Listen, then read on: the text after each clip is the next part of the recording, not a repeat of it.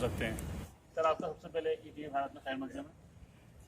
ऐसा है, ये वक्फ एक्ट 1995 जो बना, इससे पहले ये मैं बताऊं कि वक्फ का जो कॉन्सेप्ट है कि बहुत पुराना चला आ रहा है। अंग्रेज़ों के टाइम में भी मुसलमान वक्फ एक्ट बन गया था 1923 में। उसके बाद वक्फ एक्ट 1930 बना, फिर आज़ादी के बाद वक्फ एक्ट 1954 बना। उसमें वक्तन वक्तन जो है 1954 वाले एक्ट में तरमीम होती रही। 84 में भी तरमीम होकर बहुत ज़्यादा तरमीम शुदा एक्ट आया था।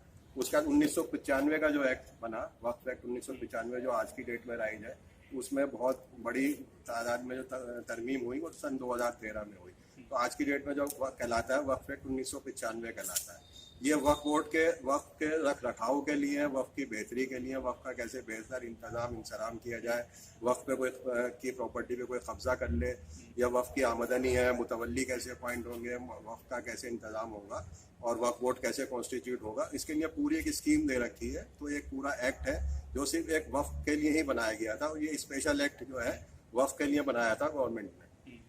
अभी फिलहाल जो पिटीशन फाइल की गई है वो कौन लोग हैं और क्या मामला है उनका?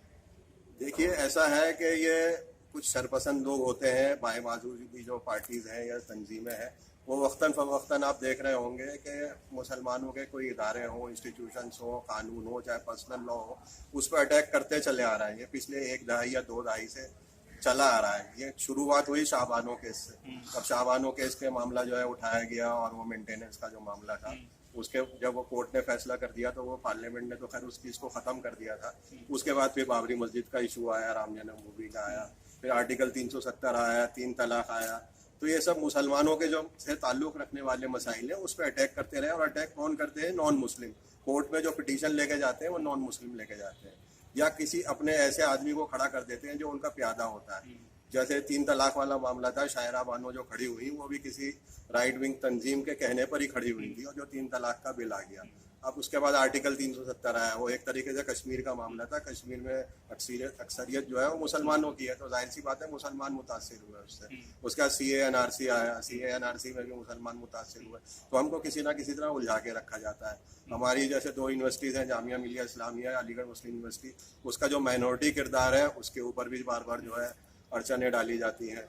और बहुत सारी चीज़ें हैं। अब जैसे अश्वनी उपाध्याय हैं, उन्होंने एक पिटीशन डाल दी थी कि माइनॉरिटी स्टेटस जो है ये ऑल ओवर इंडिया डिसाइड होता है। जैसे मुसलमानों को पूरे इंडिया में अक़लियत का दर्जा प्राप्त है। और वो कहते हैं कि जैसे कश्मीर है, कश्मीर में हिंदू माइनॉरिटी में है, तो वो कहते हैं जो ये माइनॉरिटी का दर्जा जो दिया जाए ये स्टेट वाइज दिया जाए। अगर मान लीजिए कश्मीर में हिंदू माइनॉरिटी में है तो कश्मीर में हिंदुओं को माइनॉरिटी तस्लीम कर लिया जाए।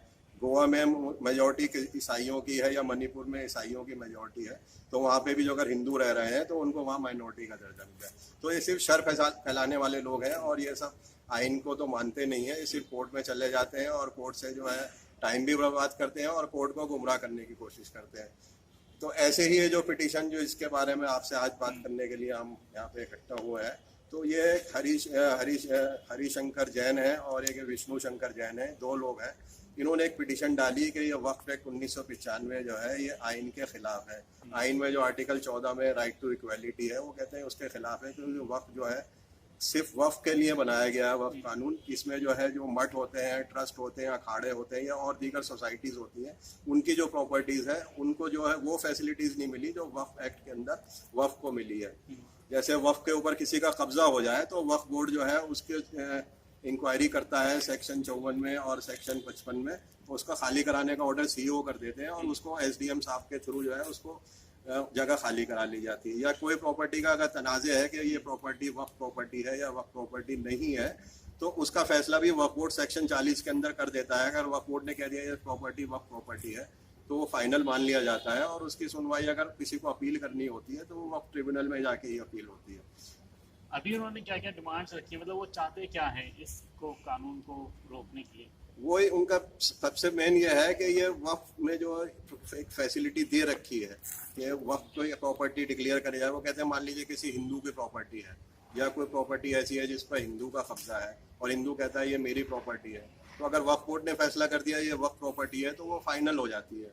वक्फ ट्रिब्यूनल भी ऑर्डर कर देता है तो उसकी कहीं अपील नहीं होती है। अगर उसमें कानून की कहीं कोई खिलाफ वर्जी नज़र आती है तो उसमें रिट पिटीशन तो डाली जा सकती है हाई कोर्ट के अंदर, लेकिन वैसे वक्फ ये कहते हैं वक्फ ट्रिब्यूनल का फैसला जो है फाइनल होता है। तो ये कहते हैं ये एक भेदभाव हो रहा है हमारे साथ, हमारी जो प्रॉपर्टीज है हमें वो फैसिलिटीज नहीं दी गई है जो वक्फ को एक फैसिलिटीज दी गई है। तो वो कहते हैं वक्फ के अंदर ये वाली जो चीजें हैं कि किसी भी वक्फ बोर्ड जो है किसी प्रॉपर्टी को वक्फ प्रॉपर्टी डिक्लेयर कर दे, तो ये एक एक्स्ट्रा फैसिलिटी वक्फ को दे रखी है।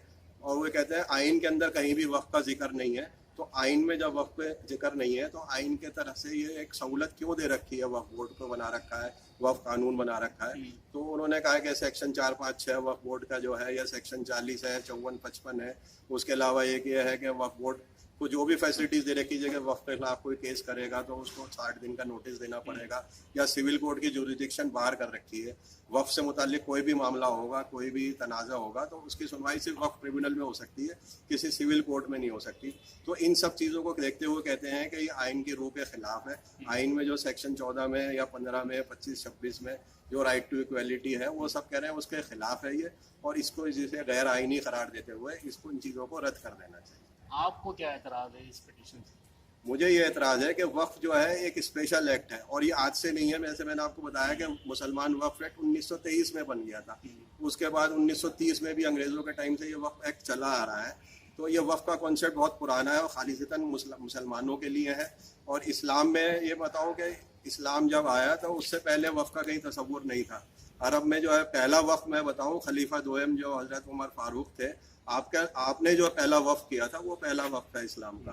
हुजूर सल्लल्लाहु अलैहि वसल्लम से एक मसला आया था कि एक कुआं था और एक वहाँ पे खजूर के कोई बाग थे, तो हुजूर ने कहा कि आप इसको खरीद के कौम के नाम कर दो। तो हज़रत उमर फारूक ने आप सल्लल्लाहु अलैहि वसल्लम से पूछा कि मैं इस कैसे करूँ, बोले आप इसे वक्फ कर दो। तो वक्फ जो है इस्लाम का सबसे पहला वक्फ हज़रत उमर फारूक ने किया।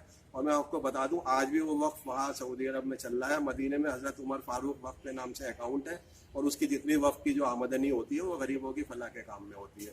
तो ये खालिसतन मुसलमानों के लिए है, और एक स्पेशल एक्ट बनाया गया है।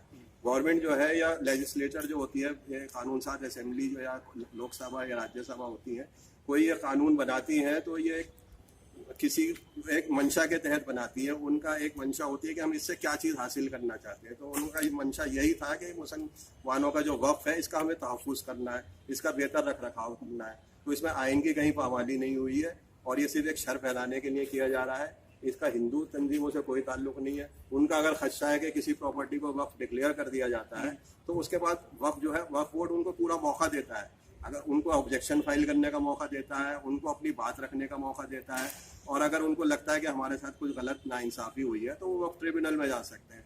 वक्फ ट्रिब्यूनल में मैं बता दूं कोई आम आदमी नहीं बैठता। वक्फ ट्रिब्यूनल को जो हेड करता है, जो प्रिजाइडिंग ऑफिसर होता है, वो डिस्ट्रिक्ट जज लेवल का ऑफिसर होता है। वो खुद एक जज है, कानून जानता है। तो हम ये नहीं सोच सकते कि डिस्ट्रिक्ट जज लेवल का कोई अफसर वहाँ बैठा हुआ है और वो गलत फैसला कर देगा। तो इसलिए इनका ये खदशा है कि हमारे साथ कोई नाइंसाफ़ी हो रही है वक्फ एक्ट की वजह से, तो बिल्कुल गलत है। ये सिर्फ एक शर फैलाने के लिए उन्होंने किया है और इसका कोई मकसद नहीं। क्या आप कोई कानूनी कार्रवाई करेंगे इसको लेकर? बिल्कुल, मैं भी करूंगा, और असल में इसमें गवर्नमेंट को अपना पक्ष रखना चाहिए, क्योंकि कानून जो है वो गवर्नमेंट ने बनाया है, गवर्नमेंट का बनाया हुआ कानून है। तो उसकी जो तहफ़्फ़ुज़ करना है, और जो मुसलमानों को उन्होंने एक फैसिलिटी दी है वो आगे भी चलती रहे, तो इसका काम गवर्नमेंट को करना है। तो मैंने अपील यही करूँगा कि अक़लियती उमूर के जो वज़ीर हैं मुख्तार अब्बास नकवी साहब, वो इस चीज़ को अपने नोटिस में लें और अपनी तरफ से एक इसमें एफिडेविट फाइल करें और वहाँ पे पार्टी बने इस केस में। और जितने भी स्टेट गवर्नमेंट्स हैं वहाँ पे जो अक़लियती उमूर के मिनिस्टर्स हैं और जो स्टेट के वक्फ बोर्ड्स हैं, वहाँ के लोग भी जो है इसमें पार्टी बने और इसमें अपनी बात रखें और ज़ोर से रखें, ताकि कोर्ट को भी पता लगे कि हाँ ये अपील जो ये पिटीशन जो फाइल की गई है शर फैलाने के लिए फाइल की गई है, और इसका मकसद कुछ और नहीं है, कोर्ट को गुमराह करना है और खाली से पब्लिसिटी हासिल करना। आपकी जानिब से कोई खतों की दावत की गई है कहीं? देखिए, ये अभी 2 दिन पहले ही मेरे सामने आया है, और ये जो विष्णु शंकर जैन है और हरिशंकर जैन जो है, इन्होंने इससे 3 साल या 4 साल पहले भी इसी मसले पे एक पिटीशन सुप्रीम कोर्ट में फाइल करी थी। और इसमें उस time justice Madan V Lokur जो है जज थे, अब तो रिटायर हो गए हैं, तो उन्होंने कहा था कि आपका मामला यहाँ नहीं बनता, अगर आपको अपील पिटीशन भी फाइल करनी है तो आप इलाहाबाद हाई कोर्ट जाए। लेकिन ये इलाहाबाद हाई कोर्ट नहीं गए, बल्कि इस मामले को 2-3 साल ठंडा रखा। जब justice Madan V Lokur retire हो गए, अभी हाल में ही रिटायर हुए, तो इन्होंने इसी मौजू के ऊपर दोबारा पिटीशन फाइल कर दी है। तो ये सिर्फ इनकी शर है और ये शरारत करना चाहते हैं, इसी वजह से इन्होंने फाइल करी है। मैंने जैसे आपसे कहा कि ये government ministry of minority affairs या स्टेट के माइनॉरिटी अफेयर्स जो है इसमें अपना पहल करें और अपनी तरफ से पार्टी बने, और हम भी कोशिश करेंगे कि हम भी अपनी एक पिटीशन लगाएंगे इसमें कि हमें भी पार्टी बनाई जाए ताकि हमारी बात भी सुनी जाए, क्योंकि हम मुसलमान हैं, ये हमारा वक्फ है, तो हर मुसलमान जो है इस पर अफेक्ट होगा, तो इसलिए सबको कोर्ट को जो है सबकी सुनवाई करनी पड़ेगी और हम भी कोशिश करेंगे इसमें पार्टी बने। क्या ऐसा मुमकिन है कि वक्फ एक्ट 1955 को खत्म किया जा सकता है?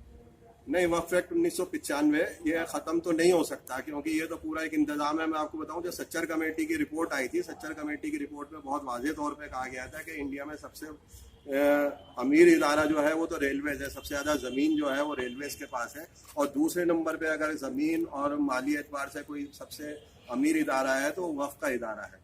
तो वक्फ का इदारा हमारा इदारा है, हमें इसकी हर तरीके से हिफाजत करनी है, और गवर्नमेंट भी इसको इतनी आसानी से नहीं ख़त्म कर सकती, क्योंकि कानून आज का नहीं है, यह बहुत पुराना कानून चला जा रहा है। वक्फ का इंस्टीट्यूशंस जो है, ये मैंने बताया जो इस्लाम की शुरुआती दिन थे तब से ही वक्फ का कॉन्सेप्ट शुरू हुआ, तब से चला आ रहा है, और 1913 में और 1923 में जो है वक्फ कानून अंग्रेज़ों के टाइम में ही बन गया था, तो इसकी ज़रूरत थी तभी ये कानून बना, तो गवर्नमेंट जो है इसको किसी तरह से ख़त्म नहीं कर सकती।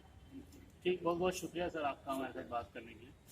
हाँ, तो ये थे मसरूर हसन सिद्दीकी साहब, जिनका साफ कहना था कि वक्फ एक्ट 1995 ख़त्म नहीं किया जा सकता, क्योंकि वो जो एक्ट है वो काफ़ी पुराना है, वो 1923 से लगातार चलता आ रहा है, और जिस तरह से शरपसंद अनासिर माइनॉरिटी को लेकर, माइनॉरिटी इंस्टीट्यूशन को लेकर, उनके कानून को लेकर, उनको जो हमारा भारतीय